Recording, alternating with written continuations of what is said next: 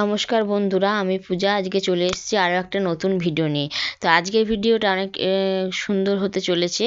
তো দেখো বন্ধুরা, সেই জন্য আমি বোম্বে কাট ব্লাউজ বানিয়েছি এবং বোম্বে কাট ব্লাউজটা কত ফিনিশিংয়ের সঙ্গে রেডি করেছি সেটা তোমরা দেখো।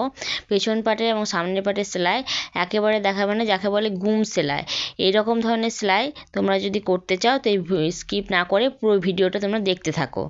তো দেখো, সেই জন্য আমি ব্লাউজের সমস্ত পার্টগুলো কেটে নিয়েছি। এটা হচ্ছে খাপের পার্টগুলো। তো খাপের পার্ট, এস পার্ট, বেল্টের পার্ট, সব পার্টগুলো প্রথমে আমি কেটে নিয়েছি এবং প্রত্যেকটাতে আলপিন এঁটে নিয়েছি। কোনো রকম সেলাই করিনি, কিন্তু আলপিন এঁটে পরে আমি প্রত্যেকটা পার্ট মানে সমান সমান অস্তরের পার্টের সাথে মেন পার্ট সমান সমানভাবে কেটে নিয়েছি। এরপর দেখো বন্ধুরা, সে প্রথমে খাপের যে নিচের পার্টটা আছে সেটাকে নিয়ে পরে 1 ইঞ্চি নিচের দিক থেকে ডাউন করার পর আমি পুরোটাতে সেলাই চালিয়ে নিচ্ছি দুবার। এরকমভাবে সেলাই চালিয়ে নেওয়ার পর দেখো, এটা সোজা দিক, আর এই পার্টের এদিকে সোজা আর অস্তরের পার্টটা নিচের দিকে রাখছি। এরকম করে রেখে তোমরাও সেলাই করবে, দেখবে সেলাইটা খুব ভালো হবে।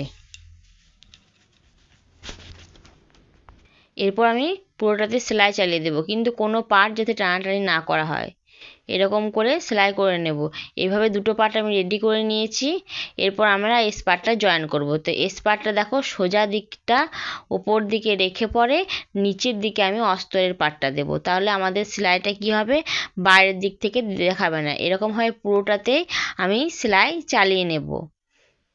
দেখো বন্ধুরা, পার্টটা সেলাই করার সময় কোনো কিছু টানাটানি না করলে একবারে ঠিক মতন সেলাই হবে।